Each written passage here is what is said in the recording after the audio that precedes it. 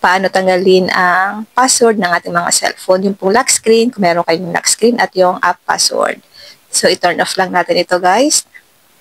Then, open lang natin. Ilagay lang natin dito yung password ng ating phone. Halimbawa, guys, ito. Yung password ng aking phone. Then, dito, guys, hanapin lang natin dito ang phone settings. Okay? Then, itap lang natin ang security and privacy.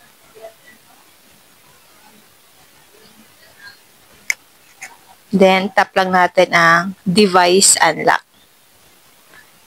Tap lang natin ang screen lock.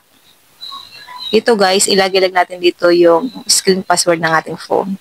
Then, tap lang natin ang turn off password. Dito, itap nyo po ang delete. Ilagay ulit natin dito yung screen lock password ng ating phone.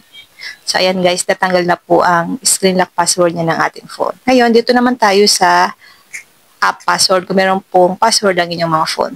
Open lang natin ang phone settings, tap password and security, tap privacy and password.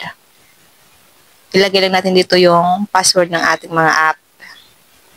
Then, itap lang natin ang turn off password para matanggal po yung password sa mga application natin kung meron pong mga password yung mga apps kapag in-open natin. Guys, sana po may natutunan kayo sa aking video. And now, thank you for watching.